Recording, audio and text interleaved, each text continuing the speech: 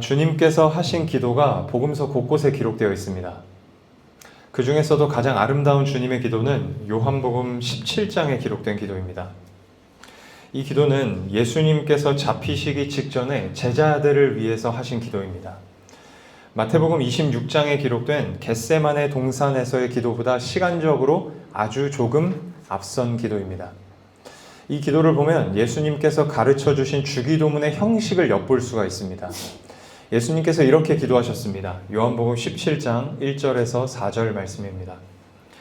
예수께서 이 말씀을 하시고 눈을 들어 하늘을 우러러 이르시되 아버지여 때가 이르렀사오니 아들을 영화롭게 하사 아들로 아버지를 영화롭게 하게 하옵소서. 아버지께서 아들에게 주신 모든 사람에게 영생을 주게 하시려고 만민을 다스리는 권세를 아들에게 주셨음이로소이다. 영생은 곧 유일하신 참 하나님과 그가 보내신 자 예수 그리스도를 아는 것이니이다. 아버지께서 내게 하라고 주신 일을 내가 이루어 아버지를 이 세상에서 영화롭게 하였사오니. 아멘. 자, 1절을 보여주세요. 예수님께서 먼저 아버지여 라고 기도하십니다. 이는 주기도문에서 하늘에 계신 우리 아버지여를 생각나게 하죠. 그 다음 예수님께서는 아들로 아버지를 영화롭게 하옵소서라고 기도하십니다. 이름이 거룩히 여김을 받으시오며 부분을 생각나게 합니다. 그 다음 예수님께서는 3절에서 영생은 곧 유일하신 참 하나님과 그가 보내신 자 예수 그리스도를 아는 것이니이다 라고 기도하셨습니다. 이는 주기도문에서 나라가 임하시오며 부분을 생각나게 합니다. 왜냐하면 나라가 임하게 하여 달라는 기도는 그분의 통치를 구하는 것이고 그분의 통치를 받는 문제는 구원의 문제, 영생의 문제이기 때문입니다. 또 마지막 4절에서는 아버지께서 내게 하라고 주신 일을 내가 이루어 아버지를 이 세상에서 영화롭게 하였사오니 라고 기도하셨습니다. 이는 뜻이 하늘에서 이루어진 것 같이 땅에서도 이루어지이다 부분을 생각나게 합니다. 자, 이러한 내용이 우리에게 어떤 사실을 말해주는 것일까요? 주기도문을 설교하면서 계속 강조하고 있는 것처럼 예수님께서 가르쳐 주신 기도는 예수님의 기도와 무관하지 않다는 것입니다. 예수님께서는 자신이 늘 하던 기도를 제자에게 가르쳐 주신 거예요. 예수님께서 늘 자신이 하시던 기도를 제자에게 가르쳐 주신 것입니다. 그렇다고 한다면 오늘 우리에게 일용할 양식을 주시옵고 라는 기도 또한 예수님께서 늘 하시던 기도라는 것이죠. 하나님이신 예수님마저도 말입니다. 하나님이신 예수님마저도 양식을 위해서 늘 기도하셨어요. 양식은 단지 먹는 것만을 의미하지 않습니다. 이 종교개혁자 루터는 이 부분을 설교하면서 양식을 이렇게 정의했습니다. 우리를 위한 양식은 음식과 의복, 신발, 집, 정원, 경작지, 가축, 돈, 재산, 올곧은 배우자와 아이들, 강직하고 신실한 통치자들, 좋은 정부, 날씨, 평화, 건강, 품격, 명예, 좋은 친구, 신실한 이웃 같은 것들을 다 포괄한다. 양식은 우리 삶에 필요한 양식만 말하는 것이 아니라 우리 삶의 필수적인 모든 것을 포함하는 말이다 라고 루터는 이야기했어요. 육신을 입고 살아갈 때 필요한 모든 것이 양식이다 라고 루터는 정의했고 칼빈도 이 말에 동의했습니다. 이 땅에 육신을 입고 사람으로 오신 예수님께서는 이 세상을 살아가는 데 있어서 필요한 모든 것을 위해 늘 간구하셨어요. 하나님이신 예수님마저도 이 땅을 살아갈 때 필요한 모든 것을 구하셨습니다. 늘, 날마다. 주님께서 그렇게 늘 기도하셨기 때문에 우리에게도 그렇게 기도하라고 가르쳐 주신 거예요. 그런데 어떤 이들은 양식을 구하는 일에 있어서 주저합니다. 그건 신앙이 아니라 종교라고 말하는 사람들이 있기 때문에 그래요. 천만의 말씀이죠. 지나치게 필요한 것만을 위해서 기도하거나 삶에 그다지 필요하지 않은 사치품 같은 것을 구하는 것이 문제이지 분명히 필요한 것을 하나님 아버지께 구하는 것은 결코 문제가 되지 않습니다. 자, 여러분, 다음 주에 다루게 될 기도의 내용이 무엇입니까? 주기도문 다 외우시죠? 일용할 양식을 우리에게 주시옵고 우리의 죄를 사하여 주옵시고가 다음 주 내용입니다. 여러분, 이 기도는요, 우리 영혼에 필요한 것을 구하는 기도예요. 예수님께서는 우리 영혼에 필요한 것을 구하는 기도보다 우리 육신에 필요한 것을 구하는 기도를 먼저 가르쳐 주셨어요. 영혼에 필요한 기도보다 육신에 필요한 기도를 먼저 가르쳐 주셨어요. 왜 먼저 가르쳐 주셨을까요? 주님도 먼저 기도하셨기 때문에 그렇죠. 여러분, 이 사실을 반드시 기억하시기 바랍니다. 주기도문은 기도를 사랑하신 주님께서 늘 하시던 기도의 방법입니다. 그렇다는 것은 오늘 우리에게 일용할 양식을 주시옵고 라고 기도할 때 우리도 예수님처럼 기도를 사랑하게 될 것이라는 말입니다. 오늘 내용을 통해서도 기도를 해야겠다는 마음이 여러분 가운데 들 수 있기를 소망합니다. 기도를 사랑할 수 있게 되기를 축복합니다. 오늘 우리에게 일용할 양식을 주시옵고 라는 기도는 주님이 늘 하시던 기도입니다. 이 기도를 보면 예수님께서 양식에 대해 어떤 믿음을 가지고 계셨는지 우리는 알 수 있어요. 우리는 이 믿음을 배워서 기도해야 합니다. 세 가지를 이야기하려고요. 첫 번째, 예수님께서는 하나님께서 양식을 주시는 것임을 믿으셨습니다. 예수님께서는 하나님께서 양식을 주시는 것임을 믿으셨습니다. 여러분, 예수님께서 어떻게 이런 믿음을 가지실 수 있으셨을까요?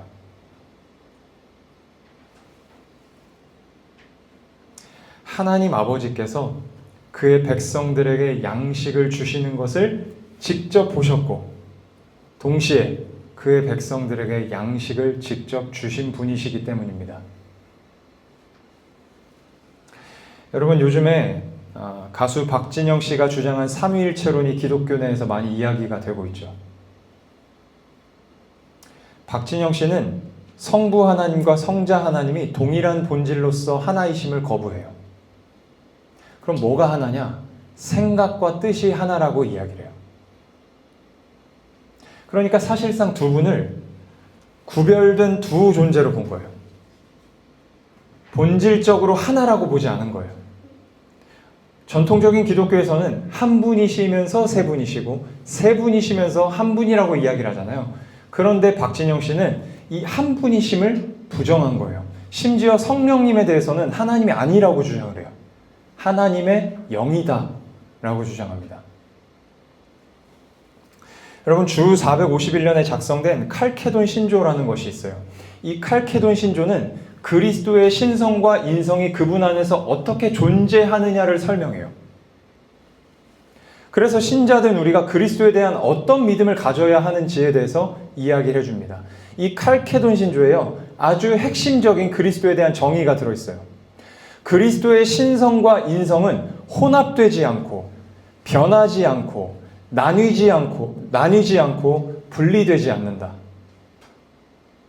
혼합되지 않고 변하지 않고 나뉘지 않고 분리되지 않는다. 이게 칼케돈 신조의 핵심이에요.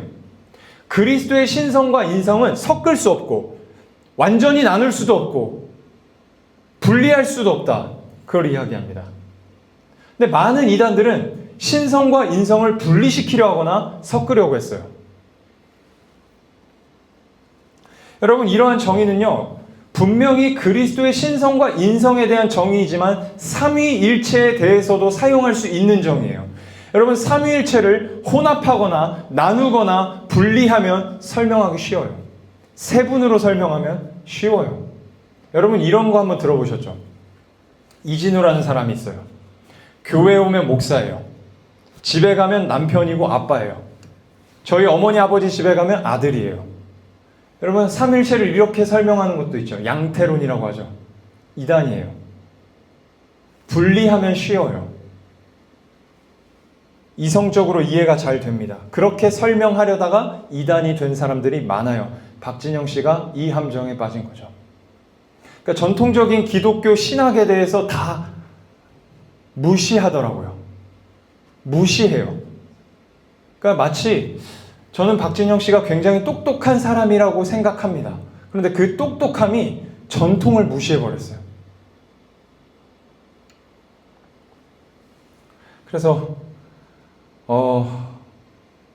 팀 켈러 목사님이라든지 존 파이퍼 목사님이라든지 이런 그 현대 기독교에서 위대한 지성이라고 불리는 목사님들의 신학을 다 뭐랄까 그 무식한 것으로 치부하더라고요. 네. 여러분, 삼위일체는 이성만으로는 이해할 수 없습니다. 그래서 이런 애매한 표현을 쓸 수밖에 없는 거예요. 예수님께서는, 하나님 아버지께서 그의 백성들에게 양식을 주시는 것을 직접 보셨고 동시에 그의 백성들에게 직접 주신 분이시다. 이슈가 되고 있는 만큼 조만간 삼위일체에 대해서 함께 공부해보면 좋을 것 같습니다. 예수님께서는 하나님께서 양식을 주시는 분이심을 믿으셨어요. 출애굽기 16장에 보면 애굽에서 탈출하여 홍해를 건넌 이스라엘 백성들이 먹을 것이 없어 모세를 원망하는 장면이 기록되어 있습니다. 그때 이스라엘 백성들이 이렇게 말을 해요. 아주 유명한 원망 있죠. 출애굽기 16장 3절입니다. 이스라엘 자손이 그들에게 이르되 우리가 애굽 땅에서 고기가마 곁에 앉아 있던 때와 떡을 배불리 먹던 때 여호와의 손에 죽었더라면 좋았을 것을 너희가 이 광야로 우리를 인도해내어 이 온 회중이 줄여 죽게 하는도다. 이스라엘 백성들의 이러한 원망을 들으신 하나님께서 모세에게 이렇게 말씀하세요. 4절입니다. 그때 여호와께서 모세에게 이르시되 보라, 내가 너희를 위하여 하늘에서 양식을 비같이 내리리니 백성이 나가서 일용할 것을 날마다 거둘 것이라. 이같이 하여 그들이 내 율법을 준행하나 아니하나 내가 시험하리라. 아멘. 자, 지금 이 출애굽기 16장의 사건은요, 애굽에서 탈출하여 홍해를 건넌 직후에 발생한 일이에요. 14장에서 홍해를 건넜어요. 14장에서 홍해를 건넜어요. 15장에서 홍해를 건너게 하신 하나님을 찬송했어요. 그리고 그 다음 바로 16장에 지금 원망하는 거예요. 먹을 것이 없다고. 모세를 향한 원망은 곧 하나님을 향한 원망이라고 하나님께서 말씀하세요. 그런데 하나님께서 백성들의 원망을 들으시고 책망하지 않으세요. 책망하지 않으세요. 우리가 방금 읽은 것처럼 먹을 것을 주세요. 여러분, 이 장면이 의미하는 바가 있어요. 애굽을 탈출해서 홍해를 건넜다는 것은요, 이스라엘 백성들이 더 이상 애굽의 노예가 아니라 하나님의 백성이 되었음을 의미합니다. 그러면서 16장에서 백성들의 원망을 들으시고 먹을 것을 내려주시는 것은 이런 의미예요. 하나님의 백성을 하나님이 책임지신다. 그걸 보여주시는 거예요. 그러니까 하나님께서는 이 먹을 것을 달라고 부르짖는 그 원망을 원망으로 들으신 것이 아니라 부르짖음, 기도로 들었다는 거예요. 필요한 것을 요청하는 백성들의 부르짖음, 기도로 들으시고 먹을 것을 주셨다는 거예요. 자, 출애굽기 16장 3절에서처럼 왜 우리를 애굽에서 끄집어내 고생시키냐라면서 백성들이 원망하는 장면이 모세오경에 몇 번 더 나와요. 출애굽기 13장, 14장, 16장, 17장, 민수기 20장, 21장에 나옵니다. 지겹게 이야기해요. 왜 우리를 애굽에서 끄집어내 우리를 고생시키냐? 애굽으로 돌아가자. 이 이야기를 계속합니다. 이러한 원망을 들으신 하나님께서 딱 한 번 책망하시고 징계하세요. 어디서? 민수기 21장에서. 어떤 차이가 있을까요? 나머지 장들이랑. 민수기 21장에서는 이스라엘 백성들이 길이 멀다고 불평불만해요. 길이 멀다고. 그러니까 쉽게 말해서 이렇게 가면 되는데 여기 길의 나라가 길을 막아요. 그래서 이스라엘 백성들이 이렇게 돌아갈 수밖에 없게 돼요. 그 돌아가는 과정에서 이스라엘 백성들이 불평하고 원망해요. 이때는 하나님이 징계하셨어요. 불뱀을 보내서 심판하셨어요. 나머지는 다 생사와 관련된, 양식과 관련된 상황에서의 불평과 원망이에요. 뒤에서는 애굽의 군대가 쫓아오고 있고 앞에는 홍해가 가로막고 있을 때 이스라엘 백성들을 불평했어요. 물이 없을 때 불평했어요. 먹을 것이 없을 때 불평했어요. 그때의 불평에 대해서는 뭐라 하지 않으시고 그들의 부르짖음에 응답하셨어요. 여러분, 이것을 통해서도 우리는 기억해야 돼요. 하나님께서는 그의 백성들이 필요 때문에 부르짖는 것을 잘못됐다 하지 않으세요. 필요 때문에 하나님을 원망하며 부르짖어도 책망하지 않으십니다. 필요한 것을 구하고 찾을 때 우리 주님은 들으시고 응답하셔서 내려주십니다.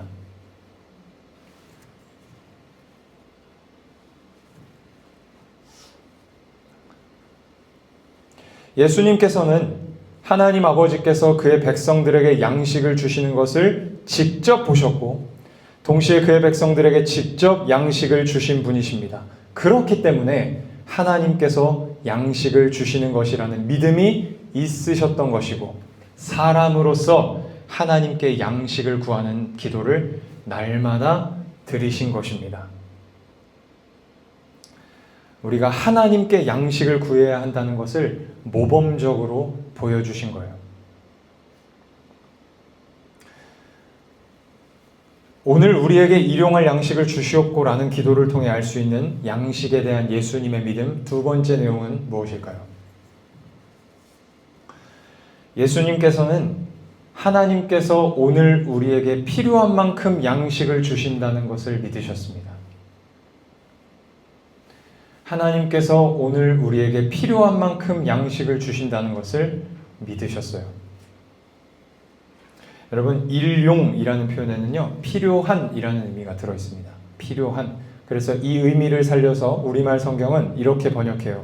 오늘 우리에게 꼭 필요한 양식을 내려주시고. 자, 계속해서 출애굽기 16장을 가지고 이야기하겠습니다. 출애굽기 16장 13절에서 20절 말씀입니다. 제가 읽겠습니다. 저녁에는 메추라기가 와서 진에 덮이고 아침에는 이슬이 진 주위에 있더니. 여러분, 이 말씀 때문에요, 우리가 오해하는 게 있어요. 이스라엘 백성들은 40년 동안 만나와 메추라기를 먹었다고 생각해요. 이스라엘 백성들은 40년 동안 매일매일 만나와 메추라기를 먹은 게 아니라 만나만 먹었어요. 메추라기는 특식으로 주셨어요. 가끔. 네, 성경을 잘 찾아보세요. 네, 그래서 아침마다 만나를 내려주셨고 메추라기는 가끔 주셨어요. 계속 읽겠습니다.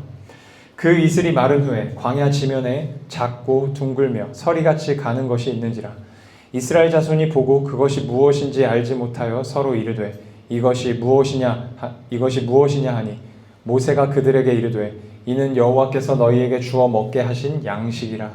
여호와께서 이같이 명령하시기를 너희 각 사람은 먹을 만큼만 이것을 거둘지니 곧 너희 사람 수요대로 한 사람의 한 오멜씩 거두되 각 사람이 그의 장막에 있는 자들을 위하여 거둘지니라 하셨느니라. 이스라엘 자손이 그같이 하였더니 그 거둔 것이 많기도 하고 적기도 하나 오멜로 되어본즉 많이 거둔 자도 남음이 없고 적게 거둔 자도 부족함이 없이 각 사람은 먹을 만큼만 거두었더라. 모세가 그들에게 이르기를 아무든지 아침까지 그것을 남겨두지 말라 하였으나 그들이 모세에게 순종하지 아니하고 더러는 아침까지 두었더니 벌레가 생기고 냄새가 난지라 모세가 그들에게 노하니라. 아멘. 우리가 너무나도 잘 아는 장면이죠. 하나님께서 매일 아침 만나를 주시겠다고 하시면서 아침마다 한 사람의 한 오멜의 만나를 거두라고 말씀하세요. 이 한 오멜은요 2리터 정도 돼요. 그러니까 생수병 정도, 큰 생수병 정도 되는 양이 오멜입니다. 여러분, 왜 하나님께서 한 사람당 한 오멜의 만나를 거두라고 하셨을까요? 17절 말씀에 보면 이렇게 기록되어 있습니다. 이스라엘 자손이 그같이 하였더니 그 거둔 것이 많기도 하고 적기도 하나. 여러분, 이 말씀의 의미가 무엇일까요? 그 거둔 것이 많기도 하고 적기도 하나. 자, 3인 가족이면, 여러분 굉장히 어려운 산수 문제를 내려고 합니다. 3인 가족이면 아침에 나가서 몇 오멜을 거두어야 되죠? 네? 은하가 지금 수연자매를 자, 한 사람당 한 오멜을 거두어야 돼요. 3인 가족이면 몇 오멜을 거두어야 되죠? 와, 이거 수업 좀 들어야 될 것 같아요. 3오멜을 거두어야 되죠. 네. 자, 더 어려운 산수예요. 4인 가족이면 몇 오멜을 거두어야 되죠? 4오멜을 거두어야 되죠. 자, 그러면 어떤 집이 더 많은 만나를 가져가게 된 거죠? 네. 아, 이해되셨어요? 역시 문과는 네, 좀 네. 4인 가족의 집이 더 많이 가져왔죠. 숫자적으로 볼 때. 그 거둔 것이 많기도 하고 적기도 하다는 말은 이 말씀을 하시는 거예요. 지혜자매 어려웠어요? 머리를 쥐어뜯는데요. 네. 그리고 18절에는 이렇게 기록되어 있습니다. 오멜로 되어본즉 많이 거둔 자도 남음이 없고 적게 거둔 자도 부족함이 없이 각 사람은 먹을 만큼만 거두었더라. 자, 여러분, 가족의 구성원마다 먹는 양이 다 달라요. 예를 들어 저희 집에서는 제가 제일 많이 먹고 그 다음에 지한이가 많이 먹고 그 다음 사모님이 먹죠. 그런데 하나님께서 많이 먹든 적게 먹든 상관없이 한 사람당 한 오멜을 가져가라고 하셨어요. 하나님의 말씀에 순종하여 만나를 가져왔더니 가정마다 남음이 없고 부족함도 없었다고 이야기하는 거예요. 모든 가정에서. 여러분, 하나님의 지혜가 얼마나 신묘막측합니까? 한 사람당 한 오멜에 만나면 모든 가정에 남음도 없고 부족함도 없이 딱 맞는다는 걸 아신 거예요. 물론 어떤 신학자들에 따라 하나님이 딱 맞게 하셨다. 산술적으로가 아니라 딱 맞게 만드셨다라고 주장하는 이들이 있어요. 어찌됐든. 한 오멜씩이면 충분하다고 생각하셔서 그렇게 거두라고 하신 것입니다. 그만큼 주신 거예요. 하나님은 우리에게 필요한 것이 무엇이며 얼마나 필요한지를 잘 아십니다. 예수님께서는 하나님 아버지께서 필요한 만큼의 양식을 주시는 것을 보셨고 동시에 필요한 만큼의 양식을 직접 주신 분이세요. 그렇기 때문에 하나님께서 필요한 만큼을 주신다는 믿음이 있으셨던 것이고 사람으로서 오늘 필요한 만큼을 달라고 기도하신 것입니다. 우리가 그렇게 기도해야 할 것을 모범적으로 보여주신 거예요.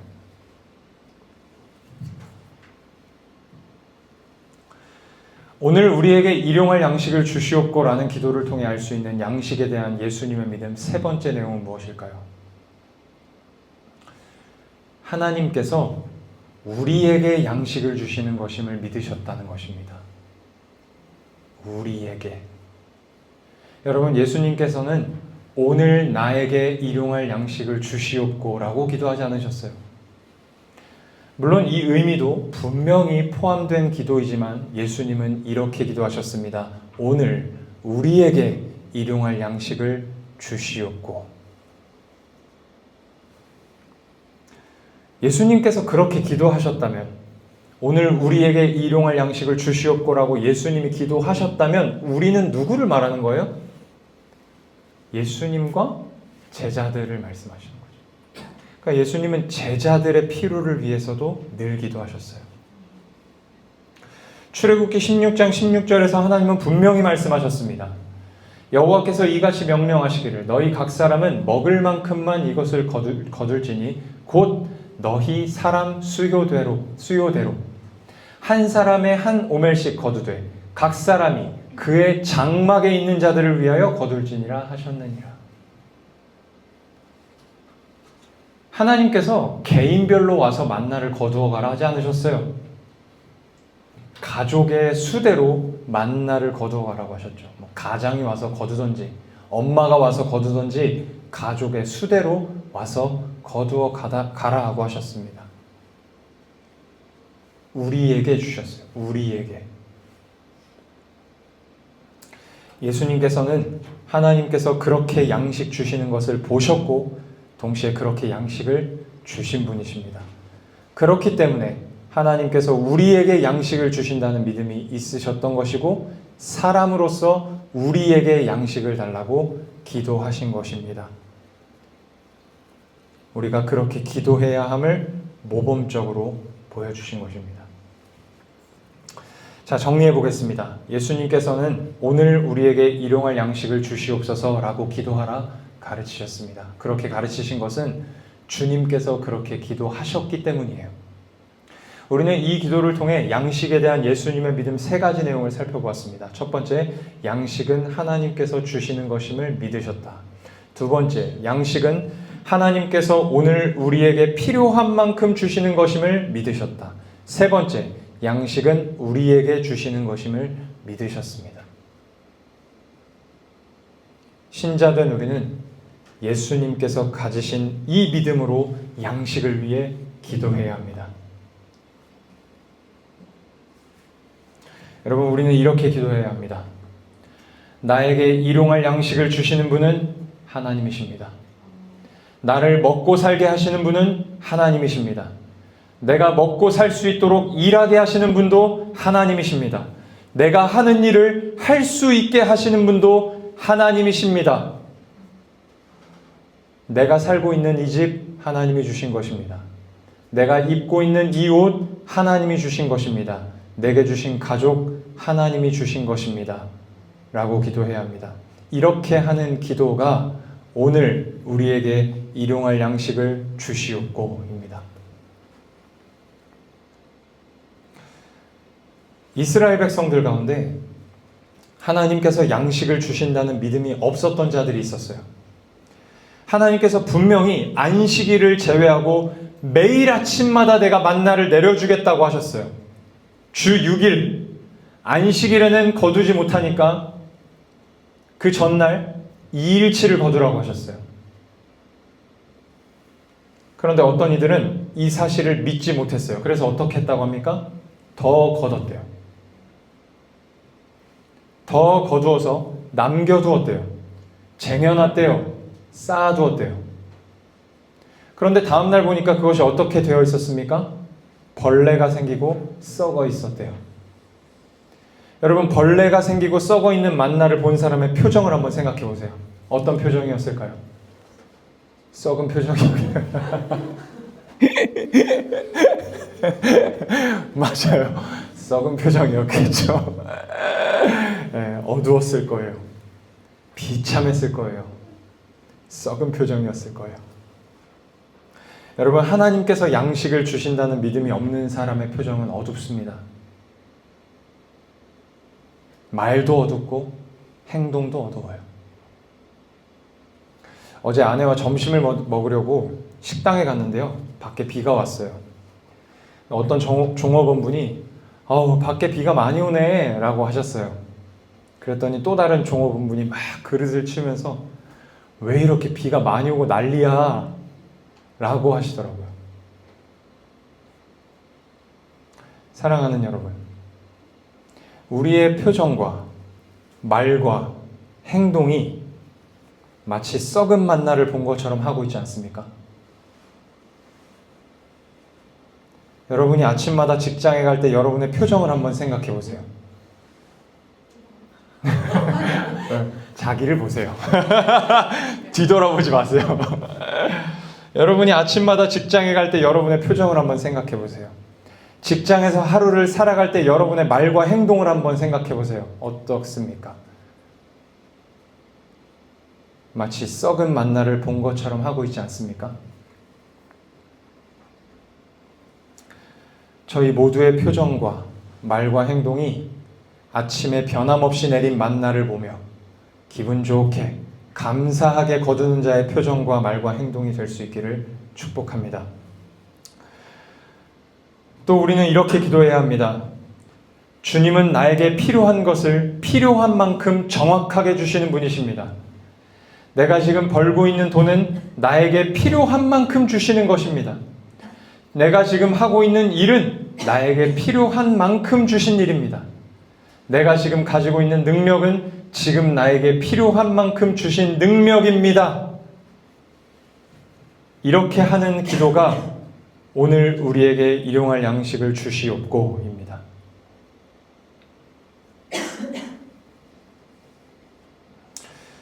교회를 개척하고 나서 저에 대해 실망한 적이 참 많습니다. 생각보다 열정 없음에 실망하고 무엇보다 생각보다 능력 없음에 실망을 많이 했습니다. 그런데 오늘 말씀을 준비하면서 이렇게 기도해야겠다고 묵상했습니다. 지금 나에게 주신 열정과 실력은 내가 스스로 얻은 것이 아닙니다. 주님께서 주신 것입니다. 주님께서 주시는 만큼 열정을 낼 수 있고 주님께서 주시는 만큼 실력을 낼 수 있습니다. 지금 이 교회를 섬기는데 이 정도면 충분하고 이 정도가 필요하다고 여기셔서 주시는 것임을 주님 내가 믿습니다. 이것으로 교회를 잘 섬기게 하여 주시옵소서 라고 기도해야겠다고 묵상했습니다. 여러분 또한 저와 같은 기도를 드리실 수 있기를 축복합니다. 마지막으로 우리는 이렇게 기도해야 합니다. 주님은 우리에게 양식을 주시는 분이십니다. 주님, 나에게만이 아니라 내 옆에 있는 지체에게도 일용할 양식을 주시옵소서. 내 옆에 있는 지체에게도 꼭 필요한 양식을 필요한 만큼 주시옵소서. 혹 나를 통해 채우기를 원하신다면 내가 채워줄 수 있게 하여 주시옵소서. 내가 무엇을 채워주어야 하는지 보이게 하여 주시옵소서. 우리 공동체에 남음이 없게 하시고 부족함이 없게 하여 주시옵소서. 딱 맞게 하여 주시옵소서 라고 기도해야 합니다.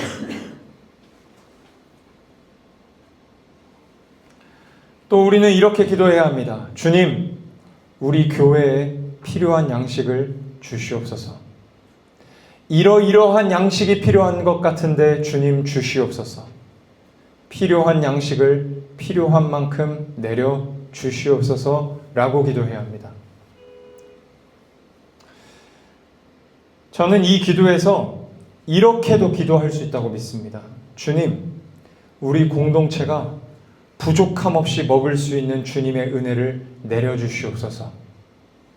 그 은혜를 풍성히 나눌 수 있도록 예배 가운데 은혜를 내려주시옵소서라고 기도할 수 있다고 믿습니다. 이렇게 하는 기도가 오늘 우리에게 일용할 양식을 주시옵고입니다.